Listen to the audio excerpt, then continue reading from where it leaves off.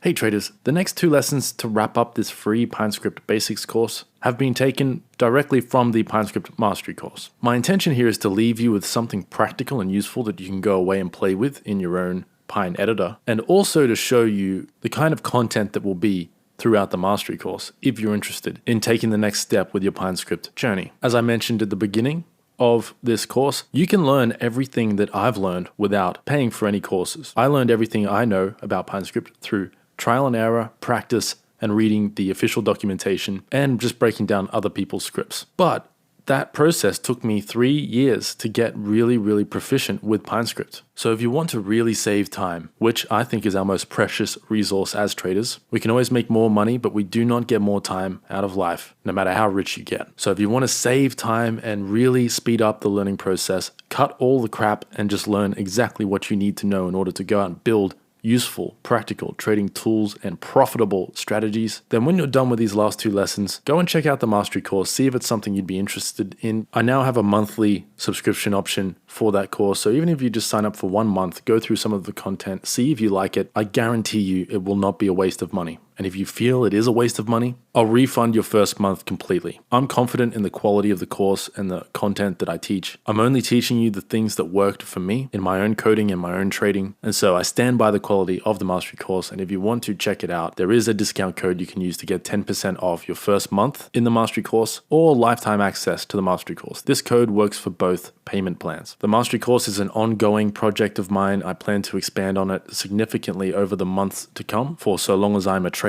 and I'm working with PineScript. The price is likely to increase over time as I put more work into it. So now is a great time to lock in the current price and a discount if you are ready to invest in your future as a Pine coder and a trader. With all that said, let's get started with the final 2 lessons of this course. I hope you find it interesting. Good luck with your trading and your coding. I hope you make tons of money, and most of all, I hope you have fun and enjoy yourself as much as I have throughout my own trading and coding journey.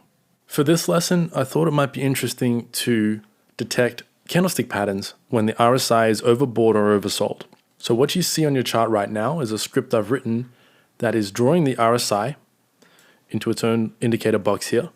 And whenever the RSI goes oversold and we get a bullish engulfing candle, we get this bright green background drawing onto the chart. And likewise, whenever the RSI goes overbought, the line turns red. And then if we get a bearish engulfing candle, the chart turns red.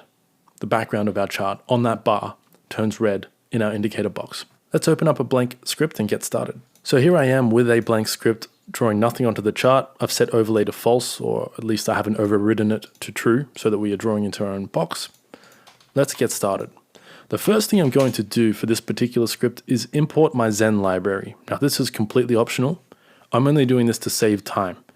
My Zen library contains some candlestick pattern detection code that will just save me time in not having to write that code out in this lesson.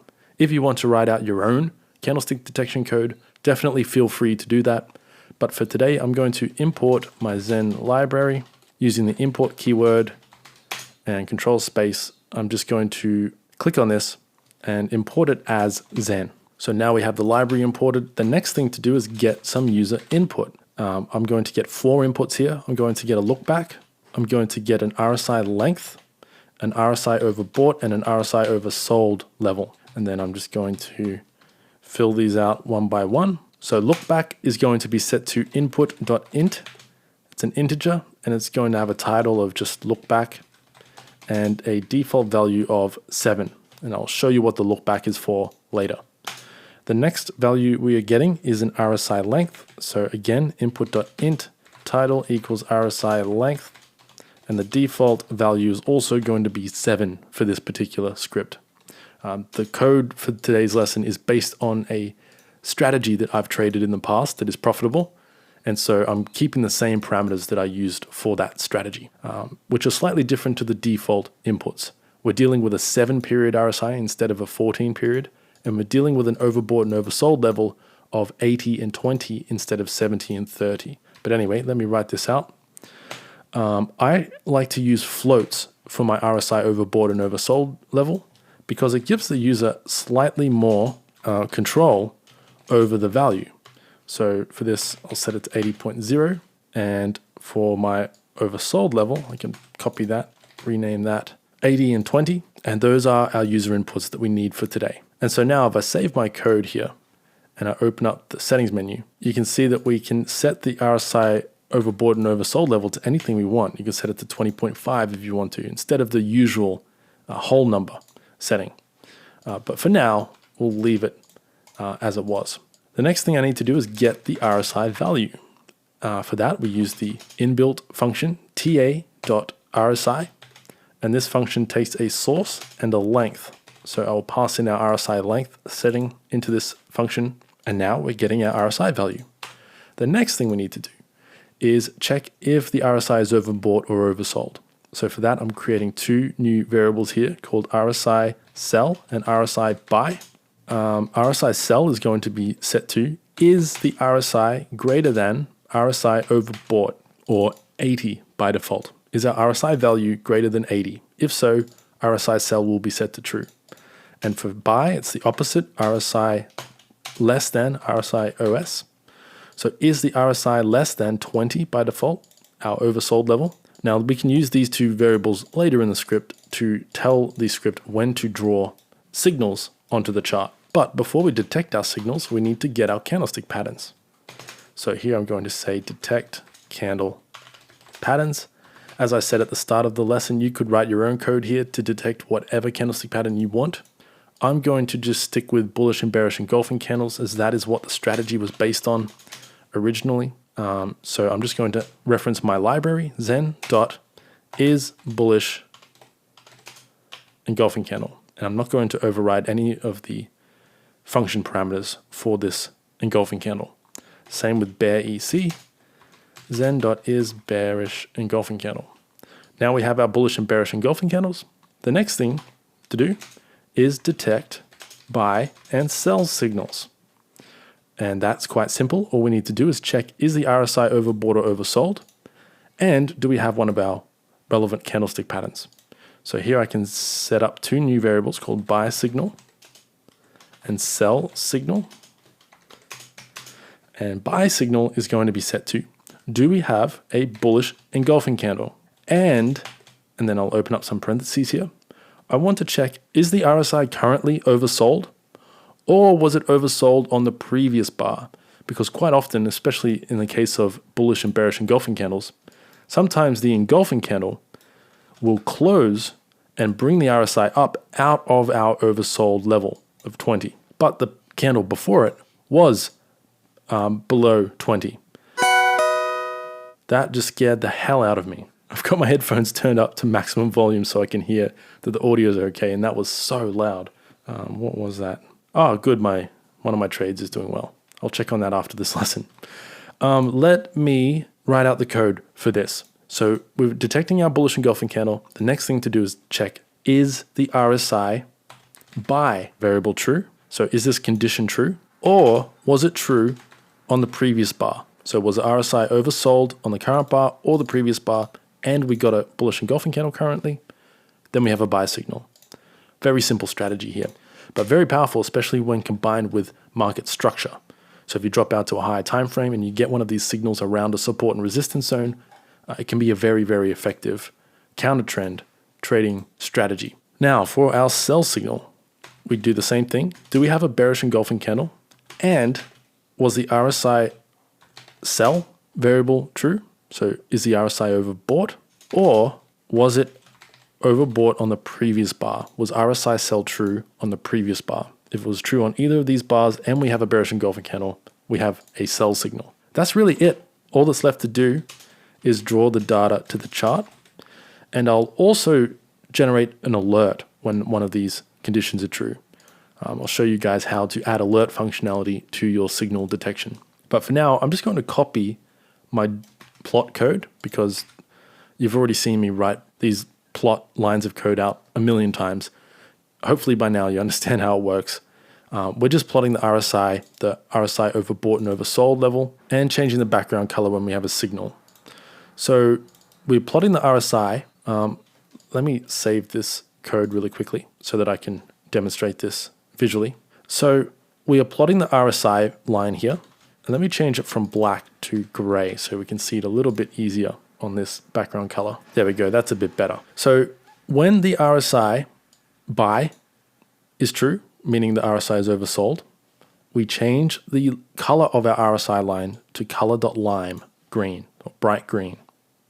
Otherwise, if RSI sell is true, meaning the RSI is overbought, then we change the RSI line to red there. Otherwise, if the RSI is neither oversold nor overbought and it's just in the middle of nowhere, then we set the color to gray. And then we set the line width to 2 to thicken it up a little bit. We plot our RSI overbought and oversold levels. In fact, I think a H line will look better here. So let's change these to horizontal lines. H line plots, save my code. I think this will look a little bit better. Yeah, there we go. I like that better. And then finally, we change the background color of our indicator box based on whether we have a buy signal or a sell signal. So similar to how we change the RSI color based on these two variables or conditions, we do the same thing here. We say, do we have a buy signal? So is the RSI oversold or was it oversold on the previous bar? And do we have a bullish engulfing candle? If so, we set the background color to green or lime. Otherwise, if we have sell signal is true, so we have a bearish engulfing candle and the RSI was overbought or oversold on the current bar or the previous bar, then we change the background color to red. Otherwise, if neither of these conditions are true, we set the background color to NA, or in other words, we just leave it alone and it gets set back to whatever our default setting is in our TradingView settings. And that's it. We have a strategy, essentially, a tool to help us trade a strategy built out in PineScript. Now, the final thing to add more usefulness to this tool is to add alert functionality. So let's do that down the very bottom here. Let's trigger our alerts if any of our conditions are met. To do this, I will use the alert condition function. And here we need to say, for our condition, do we have a buy signal or a sell signal? If we have either a buy signal or a sell signal, then we want to generate an alert to our phone, to our charts, to our email, however you like to set up your alerts. And we need to title this alert. So let's call this just RSI signal. And we also need to give it a message. So for this, I want to say, we need to name this setup. So I'm just going to call it RSI exhaustion setup for, and then we can open the two curly brackets and then put ticker in here and then close those two curly brackets off. And now our alert, when it gets fired, this ticker placeholder, that's what this is, the two curly brackets followed by a label in the middle will be replaced by TradingView with the ticker, so the market that we have set the alert on. So in this case, this would say RSI exhaustion setup for euro dollar or EUR, and it would replace the ticker name there. One other thing we could do here is include the RSI value so that we know just how overbought or oversold the RSI was on this particular bar. To do that, we can open up two curly brackets and put in the plot _0 placeholder and then close off those two curly brackets and then close off my parentheses. The parentheses are optional. You could put a dash here as well if you want. Maybe that's a little less confusing, less braces and brackets going on in our code. And now what PineScript will do is it will replace the plot here, plot _0 is the very first plot value in our script.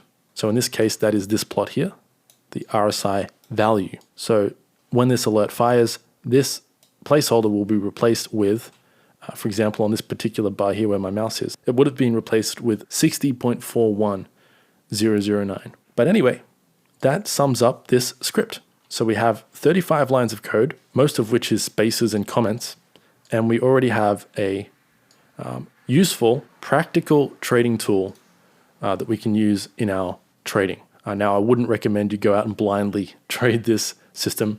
It can be quite effective. As you can see here, it does detect a number of, that'd be losing trade, winning trade, losing trade, losing trade. But depending on how you trade this particular strategy, if you combine it with other filters such as market structure, you can get some really nice trading setups out of this kind of tool. Oh, and I nearly forgot to mention, the way you set alerts on this script is you need to come up to the alert button here or press Alt-A on your keyboard. and select our script. So RSI oscillator is what I called my script. Click on that and then select the RSI signal in the conditions drop-down box. And then whatever you set up here will dictate how that alert fires. If you set it to once per bar, the alert will fire even before the candle closes. So you might get a lot of false signals firing alerts. That can be useful though if you want to be notified of a potential trading setup before it happens, so that you're not in a rush to get your trade sorted once that signal is confirmed. But if you're proficient with your trading process and you can place trades really quickly, then you just set it to once per bar close and you'll be notified as soon as the signal is confirmed and the bar closes as a valid signal. Anyway, that will do it for this lesson. I'll speak with you in the next one. As always, the source code will be below.